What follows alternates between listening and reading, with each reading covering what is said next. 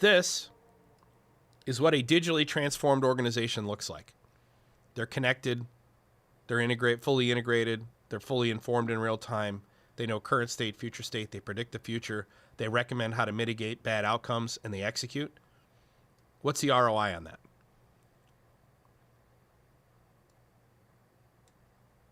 What's the ROI on it?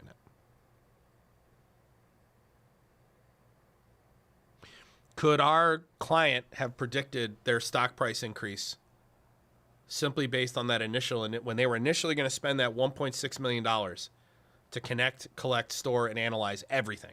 Because that's literally what the commitment was. Yeah, we realize we don't know what the value is here until we have the data to do the calculations on. Okay? What would they have said? If you had said to them, hey, tell me what the ROI is. And let's say that they use that as the reason not to do anything. Okay? I mean, at the end of the day, digital transformation is a fucking strategy. And either you have a strategy to become a digital company or you don't. But it isn't anything other than that. It really is quite that simple. And this is what digital transformation actually looks like. It starts with you do this one time. You inventory the business, the intelligence, you connect intelligence to the network. You create your infrastructure, that's unified namespace, okay, for architecture. And then these are your use cases. This is our iterative process. We present information, we learn from the new knowledge. That new knowledge presents new problems. We expand, we iterate, we iterate, we iterate. Now, we can calculate ROI on most of these iterative cases. The problem is the ROI for digital transformation is not A plus B plus C plus D plus E. There is what we refer to as permutative return on investment, where this improvement here has had a indirect profit improvement on this element over there. In many cases, solving use case A makes it so that it's even possible to solve use case D. Therefore, A needs to get credit for some of the return of D. All right, so I'm going to show you an example of a client that we did. It was a dying, failing organization. He spends, I don't know, a couple, 20 million maybe, buys the building and buys the facility. They bring us in, one of their engineers brings us in, calls me and Matt. Matt and I walk in, and they say, all we want you to do is take Kepware. Anybody know what Kepware is, right? Kepware is a piece of software that talks to PLCs. And it basically allows us to connect all of our machines together in one network. Matt and I walked on the plant floor. We looked and we were like, holy cow, they have state-of-the-art equipment here. And they're not talking to any of it. We're talking Siemens D445 motion controllers. Some of their presses were $20 million presses. Absolute state-of-the-art technology, and they were totally blind. They weren't connected to any of it. So we say, you know what? We'll go ahead and connect your equipment together for you. We'll do that. But we want to propose something. We want to talk to your owner. So we go talk to the owner, this older guy, super fucking brilliant, does not screw around. He's the guy who yells at you and calls you dumb if you drop the ball. He's that guy.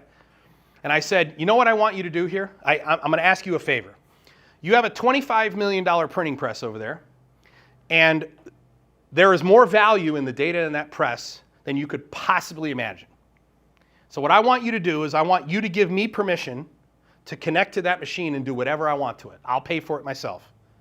I will show you what the art of the possible is.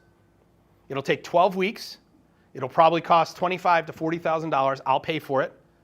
We'll present in 12 weeks. If you like it, you buy it, and we do the rest of your facility. If you don't, we just pick up the server and leave. So we connected to that server. We connected to that press.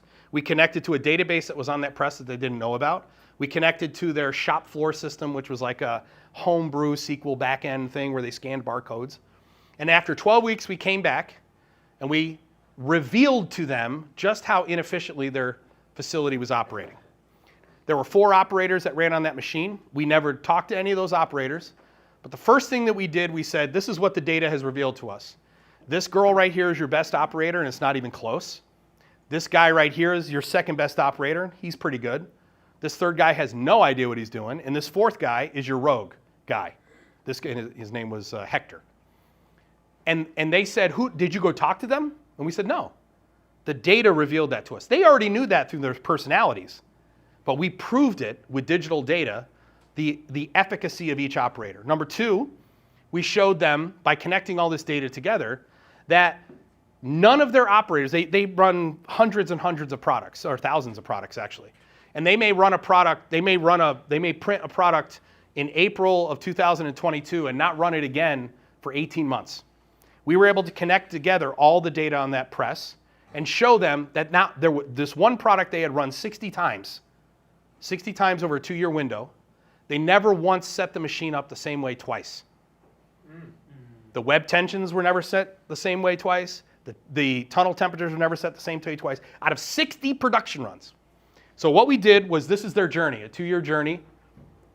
Well, it's 2-year journey to when we were really done. And we've been doing ongoing support ever since. We digitally transformed the whole organization on this one common infrastructure. I'm going to show you what their data looks like. They used to be a $25 million company. So they do $25 million in revenue per year. So the first thing that we did was we just put data on a screen that informed operators. Okay? Now, by the way, there's nothing fancy, but like, Randy, you could do this, right? You could build this, right? You and I could get the same functional specification, and we would build the thing that looks the same, but it's totally different under the hood. The data, the way it's structured, all looks different. Okay? We don't do that. Our data always looks the same. So if you bring in an engineer and they look at this screen, an engineer from our company knows exactly how this is built. Oh, there's a namespace for this panel. There's a namespace for that panel, and there's a namespace for that panel, and there's a namespace for that panel, and then there's a namespace for how that window is built. So when we open the window, we actually read some data that tells us how to build the window. And then we connect the data to each of these little objects there. Our engineers would know exactly how it's built. And the reason that we're one of the fastest growing systems integrators in the world is because we develop that way. It takes us 1 hour for every other integrators 10 hours. Okay? This, and then a 2-year journey, yielded a $25 million return. They spent $1 million total, 900,000 I think it was, over 2 years. And they doubled their revenue and profit at year 2, 25 million to 50. And by the way, when we asked the owner of the company, how efficient were they? That is, at what efficiency level are you operating? Are you producing as much as you possibly could? He said 80%. So he believed there was only 20% gain, and we gave him 100. 100% gain. Totally blind. Right. This is a company just like yours, right? They were literally nothing. No ERP. This is a Japanese company. No ERP whatsoever. No manufacturing execution. They had lots of really smart things on the plant floor that nobody was listening to. The short of it is one production area, 5 production lines. They made high pressure fuel pumps, 47 machines with about 47 smart devices that had to be integrated. 1 year total integration. It took a 3-month IT delay to get the infrastructure in place. And then we just did digital strategy, architecture, infrastructure, smart thing connectivity, and then we integrated MES. This is what we gave them. This is no training. So go ahead and scroll down slowly. So this is basically giving the operators actual real state on this production line. So where do we actually stand according to plan using digital data, not stuff we're doing on paper? By the way, they were calculating their overall equipment effectiveness at 82% on paper. Okay, we knew that was we knew that wasn't true. Keep going. So we just give them this stuff. We don't train them on anything. But what they are able to do is look at the reason they're not producing. Okay? Scroll down to the results. Here are the actual results. An 18-month window. Just by doing this piece. This cost them $250,000 of their own money and $250,000 of my money. I paid for half of this proof of concept because otherwise we wouldn't have been able to do it, and I wanted to win the results war. Right? I didn't want to fight with them over whether this was going to work. On day 1, their overall equipment efficiency, overall equipment effectiveness, was 42%. They were calculating at 82. We knew it was 42. In 60 days, they were at 70%. In 6 months, they were at 80, and they held it for a year. Next. By month, this is the worst performing asset, was 27% efficiency. That means if they thought they should produce 4 parts per minute, they were producing 1. That's what it boils down to. They got that to 80 and held it for a year. Next, waste. They were producing 3,500 units of waste per month when they started, 500 units of waste per month at the end of 18 months. By the way, this is a world-class Japanese organization. They have Kaizen engineers everywhere. They have Chokate sheets on every asset. They are world-class. Next, production. They were producing 35,000 fuel pumps per month, and they got that to 70,000. Do you know what the return on investment for this was? $25 million in 18 months. $25 million with a 46% labor reduction cost, reduction in labor cost for $250,000. Why? Because they started at the most important place in the business. Your business doesn't happen in ERP. It happens on the plant floor. And if your plant floor isn't optimized and you start with ERP, well, what did you do? You took garbage and threw it into $1 million ERP. That's what you did.